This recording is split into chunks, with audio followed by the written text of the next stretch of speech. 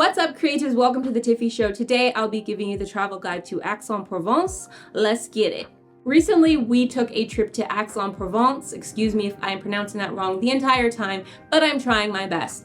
And it was an amazing, amazing trip. And though it was short, I still felt that I needed to do a travel guide in case you want to put this place on your list because it does have a lot to offer, especially in the food section. We didn't know much about Aix until we learned about the lavender fields, which is funny since we actually booked our trip when they weren't in bloom. We knew that, we just really wanted to go see it for some reason, and I'm so glad we did. How to get to Aix En Provence? We took the train from Paris to Marseille, which was about 3 hours, and then from Marseille to Aix En Provence, it was about 30 minutes. Yeah, it was like 3 hours and then 30 minutes. But Marseille is like a hub of a lot of traveling, especially when you're going to south of France. So you will get used to going to that train station. I do know that there is a bullet train or something that is faster. I think it's 2 hours. That wasn't available for us. I don't remember why it wasn't available, but that is something to look into. Where to stay in Aix En Provence? We stayed off the main street, which is Cours Mirabeau. I will write it down here.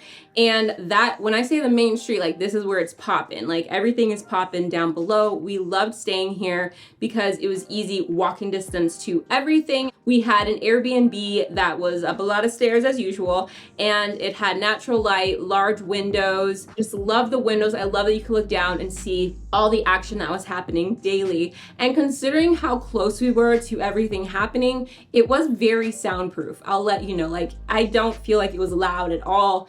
They had very good windows. It was a newer Airbnb, which I'm glad that we scored. So that could be the reason they renovated and made it soundproof, but I felt like it wasn't that loud. So that's a great option if you want to be close to the action and in the middle of everything. What to do in Aix En Provence? You should definitely walk around. This is a very easy place to walk around and see everything. They have a lot of narrow little areas and streets, so don't just stay on the main street, like go into the interior, like explore, because you'll see a lot of cute little places. And you don't see a lot of cars when you're in the interior. There's not a lot of cars. You will see some tiny buses. They were the only buses I saw while I was there. They were itty bitty, but that was their public transportation. I didn't get a chance to take one of the small buses, but they looked so cute riding around. So that is an option. If you are thinking about going, you could consider renting a car if you're making it a big road trip kind of situation. Otherwise, it is pretty cute just to walk around, and there is a lot to see, especially just for a weekend excursion. Wine tasting. We booked a wine tasting excursion while we were there. If I go back, I will book another wine tasting excursion, and it was so much fun. We did a half day, so it was about 6 hours, and they picked us up at the tourism office, and we got to go to 2 wineries, try different wines, and then we went to a lookout spot, like a secret lookout spot that was beautiful, and we got to take Instagram pictures and just see this secret little hidden spot. But I recommend the wine tasting because you get to see more of Aix En Provence in a car and like the surrounding areas, and you get to see some of the wine tasting tours that are longer. You get to visit other villages in town, so that's something that's very cool. And I loved doing this wine tasting tour. I learned a lot about wine. I bought a bottle of wine, of course. It also gave me enough time to go back to the Airbnb, freshen up, and then go to dinner. So it wasn't like this all day, like take your whole day away. It was just enough for me, like enough wine tasting, get a little tipsy, get a bottle of wine, learn about wine, see a cool lookout spot, and then go back to the Airbnb. So highly recommend that you do plan an excursion of some sort while you're in Aix En Provence, whether it's wine tasting or one of their food tours that they have. There's a lot of different options. I will link down below the tour that I did in case you're interested. And yeah, there's a whole bunch of different tours you can do though. So I highly recommend that you do one while you're there. Open air markets. I purposely made my trip to Aix during the week like hitting a Thursday because I heard that was their famous open air market day. And you won't be disappointed. That main street that we were staying off of is where the market took place, and it was so big. It was quite large. But surprisingly, what my favorite thing was with the open markets was their food market, which is usually, I think it's open daily. So I think you could go to this anytime that you're visiting. And it's a daily food market. And what I loved about that is just like the different foods that you could take home. And then I also love the soap. If there is anything that I can tell you about your trip, it's to get some soap. buy you some soap here. It will be the best soap of your life, and then you'll be sad when it's gone, but at least get some soap. It's what they're famous for, and they're famous for it for a reason. Fountains, as I mentioned before, they're known for their fountains, so just make it a game. Try to see as many fountains as you can, walk around. This just gives you an excuse to explore more, and then you can take Instagram pictures near the ones that you love the most. Where to eat in Aix? Woo! If you go to Aix En Provence, more than anything else that I mentioned in this, check out these two restaurants because I still think about them and they are my whole reason for wanting to travel back here at some point in the future. And it is Bacard, and this is a boulangerie patisserie, and it was my favorite.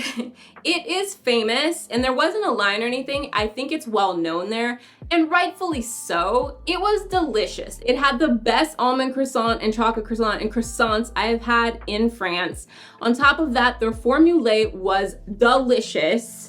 If you don't know what a formule is basically when you can go into different bakeries like boulangeries and you can order a sandwich, dessert, and drink. So it comes with all three, and it's usually under 10 euros, which is so clutch. The next one is La Bouche à la Oreille. I said that wrong, but it translates to word of mouth, and my goodness, they ain't lying. So this place was delicious, okay? And we went early 2 days in a row just to make sure we got a seat while we were sitting. Eventually it got poppin', saying the American trick is to go to places in France early, like American dinner time, and then sit down, and then you'll kind of transition into French dinner time. When you're here, you're definitely gonna wanna get the escargot. It's delicious. We got the frog legs. Now, if you've never had frog legs, they are an experience. And here is where you want to get them because they were so good, they actually make you like miss frog legs. And then I got the vegetarian dish. I think it's a rotating menu, so I don't think the other things will always be on the menu, but all the food we got was delicious. And what else? The dessert. Some of my favorite desserts I had here. If you don't listen to anything else that I talk about in regards to Aix, go to these two places, have some food for me, comment down below after you do and just be like, Tiffy, you were right. They were delicious. And I hope I didn't hype them up so much. Like, bring your expectations down because I hate when I hype things up so much and then people are like, that sucked, but it's not gonna suck. It's delicious. My quick tips for Aix En Provence. Probably learn how to say it better than me. That's number one, tip number one. Tip number two is you only need 3 to 4 days here. You could probably get away with 2 days as well. It's more of a weekend excursion. I really wouldn't go for like a super long, like a week or anything like that, unless you have a car or some way to get to other villages and little cities. Next tip, which is to book wine tasting or some kind of fun excursion while you're there, just so you can see more of Aix En Provence and get a cool, unique experience. Get some soap while you're there because you're gonna love the smell of it. It's just gonna feel good, and it's just like something unique to buy there. I know it's heavy, but just do this, okay? Get some lavender scented stuff. That is my trip to Aix En Provence. I loved it. I do plan on visiting that city again one day in the future, so it was on my list. It was actually a place that I left, and afterwards I let it marinate, and I was like, you know what? I loved it. Especially because of those two food places, but sometimes food is all you need to love a place, right? If you enjoyed this video, make sure that you check out my other travel guides and share, like, subscribe, and comment below. Let me know if you've ever been to Aix En Provence or maybe it's on your list now, and I will see you next time. Stay creative.